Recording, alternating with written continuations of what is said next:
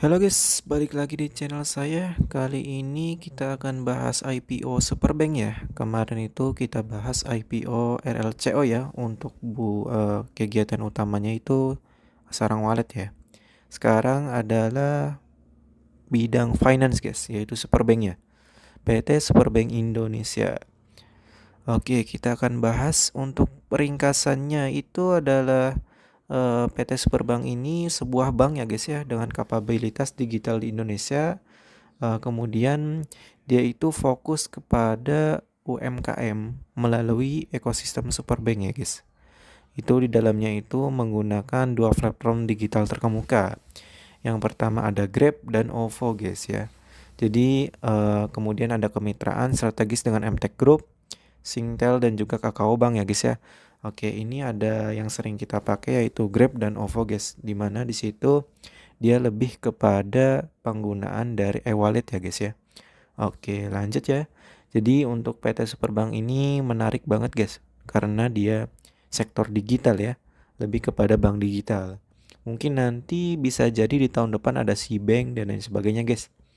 Oke, kegiatan usaha utamanya. Seperti biasa guys, karena finance ya, dia akan menghimpun dana dari masyarakat guys, berbentuk simpanan, giro, deposito, atau berjangka dan lain sebagainya. Kemudian dia pasti memberikan kredit kepada UMKM, kemudian menerbitkan surat pengakuan hutang, lalu ini ada membeli, menjual, atau menjamin atas risiko sendiri maupun untuk kepentingan dan atas perintah nasabahnya. Oke, lanjut juga ada yang kelima yaitu memindahkan uang baik untuk kepentingan sendiri maupun untuk kepentingan nasabah dan lain sebagainya guys. Itu ada sampai 12 ya untuk kegiatan utamanya. Ya, ini ya normal-normal aja guys, perbankan ya, finance ya. Jadi dia pasti menghimpun uang kemudian menyebarkannya lagi ke masyarakat luas. Seperti itu guys. Jadi nanti pada intinya adalah liabilitasnya daripada si Superbank ini dia akan lebih tinggi ya guys ya. Mungkin nanti di rasio debt to equity rasio ya. Oke, selanjutnya yaitu ada jumlah saham yang ditawarkan sebanyak-banyaknya adalah 4.406.612.300 ya. Ini saham biasa kemudian untuk disebarkan ke masyarakat itu kepada kita yaitu 13% guys dari modal yang ditempatkan dan disetor penuh dalam perseroannya. Nah, untuk harganya itu dari 525 hingga 695 guys. Ya, jadi itu ada range-nya ya. Nanti hari ini kita akan masuk hari ini masuk penawaran awal ya guys ya. PA yaitu 25 November hingga 1 Desember. Kemudian dari prospektusnya juga itu masih belum lengkap guys. Jadi masih awal-awal ya. Kemudian untuk perkiraannya masa penawaran umum yaitu 10 sampai 15 Desember. Kemudian perkiraan tanggal penjatahannya di 15 Desember dan distribusinya 16 Desember. Dan yang terakhir adalah listing di Bursa Efek Indonesia yaitu 17 Desember ya guys ya. Jadi bagi teman-teman silakan aja siapkan dana ya jika nanti ini menarik dan juga antriannya itu udah bagus guys ya. Jadi siapkan dana aja guys ya. Jadi untuk jaga-jaga IPO ini ya. Ini ada struktur pemegang saham ya, yaitu ada EMV yaitu Elang Media Visa Tama 31%, kemudian ada Kakao Bank 9,9% dan lain sebagainya guys. Ini ada bisa dilihat ya, ada di grafik ya di bagian lingkaran ini. Oke, ini lanjut ada struktur kepemilikan saham guys per 15 Agustus 2025. Teman-teman bisa cek dulu di sebelah pojok kanan bawah itu ada pemegang saham pengendali warnanya agak hitam gitu ya. Oke, itu ada PT Kudo Teknologi 19%, kemudian ada PT Elang Evendia Visitama 31% ya yang seperti tadi diungkapkan. Kemudian ada juga dia pemegang saham pengendali terakhir yaitu Anthony. Kemudian dan juga Edi ya. Itu meski Anthony 3,7% cuman kuat guys ya dan juga ED itu 21,89% guys. Oke, ini bisa dilihat aja di sini ya guys ya. Mungkin nggak terlalu terlihat ketika analisa nanti listingnya guys ya. Oke, lanjut. Ada underwriter-nya guys, penjamin pelaksana emisi efek. Ini ada 3 ya guys ya, Mandiri, kemudian ada CLSA Sekuritas Indonesia, ada Trimegah, dan Sucor Sekuritas guys. Nah, saya tadi cek di porsi penjaminan itu belum ada angkanya guys, seperti terlihat di sini ya. Jadi masih belum tahu mana yang lebih besar dan mana yang lebih kecil ya guys ya. Jadi untuk masing-masing sekuritas itu punya track record masing-masing. Untuk Mandiri Sekuritas itu dia terbiasa untuk mengkawal IPO jumbo guys, seperti ini ya. Jadi menurut saya oke lah untuk Mandiri Sekuritas jika dia menjadi penjamin pelaksana emisi efek yang paling tinggi. Kita itu ngebayanginnya adalah LG guys yang paling tinggi ya. Jadi untuk dari track record RG ini lumayan tinggi guys ya. Arah-arah semua ya kebanyakan ya. Oke. Lanjut guys, kita nggak terlalu bahas underwriter-nya, mungkin nanti nunggu porsi penjaminan. Oke, lanjut untuk dana IPO guys.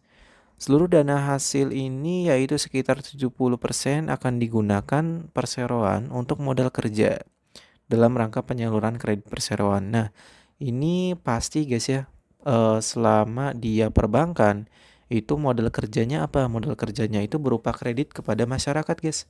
Nanti mereka perbankan ini akan memberikan kredit kepada UMKM dan lain sebagainya guys, untuk menunjang ekonomi dia. Lanjut, ada 30%-nya itu akan dialokasikan untuk belanja modal dalam rangka mendukung kegiatan usaha perseroan. Namun tidak terbatas pengembangan produk pada pengembangan teknologi informasi dan atau hal-hal lain yang dapat mendukung pertumbuhan usaha perseroan. Oke, lanjut untuk struktur modalnya guys. Ini ada sebelum penawaran umum dan setelah penawaran umumnya guys ya. Yaitu bisa dilihat bahwa di bawah ada masyarakat yang tergabung guys ya. Seperti yang sudah kita ini kurang lebih 13% guys. Yang seperti tadi awal dibilang ya 13% ya. Lalu untuk jumlah sahamnya itu menjadi di bawah guys itu ya, 338970171650 ya. Oke, lanjut. Di laporan posisi keuangan ini lebih kepada saya fokus ke liabilitasnya guys ya. Oke, dari tahun 2022 hingga tahun 2025 30 Juni itu mengalami kenaikan signifikan ya guys dalam asetnya ya. Kemudian dan liabilitas juga sama. Tetapi ekuitasnya ini di 2024 sampai 2025 30 Juni itu enggak terlalu signifikan guys ya. Masih kecil ya.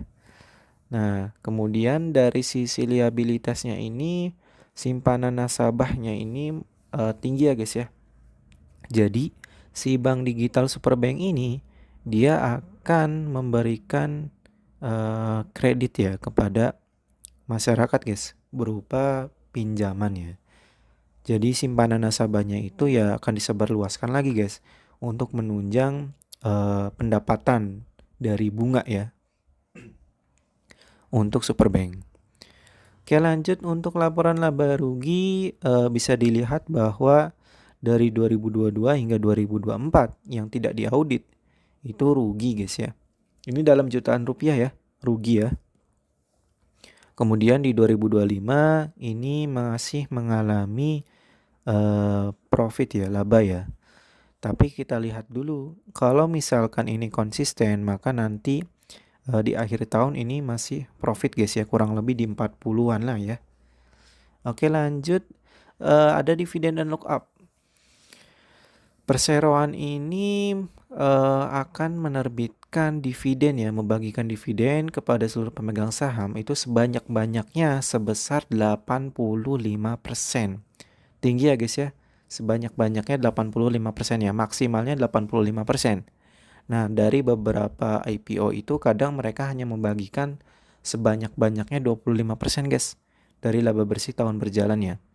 Nah, ini juga tapi tergantung juga beberapa faktor, yaitu ada A. Pencapaian kinerja, tingkat rasio, KPMM, kemudian tingkat kesehatan bank, dan lain sebagainya guys. Jadi perseroan ini berencana untuk membagikan dividen berdasarkan laba tahun buku 2029. Berarti pembagiannya adalah di 2030 guys. Apakah ini oke ketika untuk investasi ya, holding lama? Nanti jawabannya ya tergantung aja dari sisi akumulasi dan IPO-nya aja pas listingnya guys ya. Kemudian dividen akan dibayarkan dalam bentuk tunai. Oh, ini normal ya. Oke, lanjut. Lock-up-nya ini dari menentukan bahwa setiap pihak yang memperoleh saham perseroan dengan harga yaitu akan di lock up selama 6 bulan sebelum penyampaian pernyataan pendaftaran ke OJK. Jadi nanti nggak bisa dijual belikan ya. Untuk pengendalinya maksimal sampai 8 bulan ya. Ada lock up period ya. Oke, jadi cukup aman lah guys ya.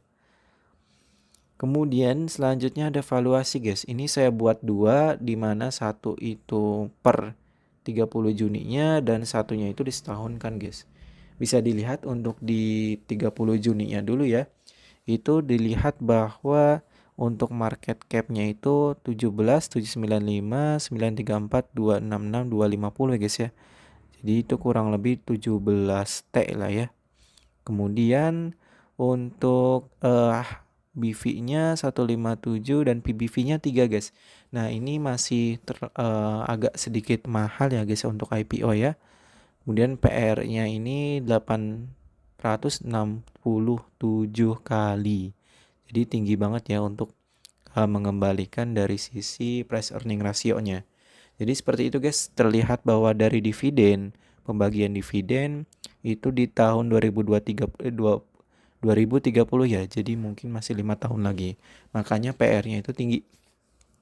Kemudian DER ini nggak terlalu penting guys. Kenapa? Karena ya kebanyakan daripada bank, semua lah ya, itu pasti DER-nya tinggi karena mereka itu memang menghimpun dana dari masyarakat. Oke, lalu ROE-nya ini kecil banget ya guys ya, 0,38% ya.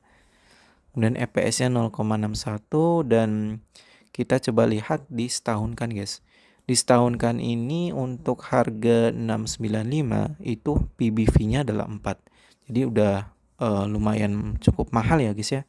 Nah, seperti terlihat laba bersihnya itu ya karena ini 6 bulan ya. Itu yang laba bersih 30 Juni ya dibagi 6 kemudian dikali 12. Hasilnya 41 ya, terlihat di kanan. Oke, itu guys mungkin agak cukup mahal ya untuk PBV, untuk harga dari SUPA, Superbank ya. Oke, lanjut ada kesimpulan guys terakhir ya. Laba bersih ini dari tahun terkalung terbilang cukup oke, cuman dia itu meski minus tapi dia udah recovery dikit-dikit ya guys ya. Dengan per 30 Juninya itu mendapatkan profit. Kemudian tujuan penyerapan modalnya ini juga cukup menarik guys ya, untuk belanja modal, bukan membayar kewajiban atau dan lain sebagainya guys. Kemudian untuk history underwriter-nya itu ada CC, AZ, LG, dan KZ. Masing-masing tuh punya track record yang baik dan kurang baik ya guys. Kita lebih fokus kepada CC ya. Kenapa? Kayaknya CC itu dia yang akan mengawal dan memiliki porsi jumbo ya guys. Porsi yang lebih banyak ya daripada yang lainnya. Karena di awal itu memang disinggungnya itu CC. Kenapa CC? CC ini juga dia terbiasa untuk mengawal IPO jumbo. Jadi memang kayaknya itu pasti CC guys. Nah untuk valuasi itu terbilang cukup sedikit mahal ya guys ya. Liabilitasnya juga meningkat yang bisa jadi menandakan banyak nasabah yang nabung di Superbank ini guys. Jadi itu sinyal plus ya, sinyal positif ya bagi Superbank ini kepada masyarakat. Kemudian SUPA ini jadiin potensi cuan aja guys ya, IPO hunter seperti kita.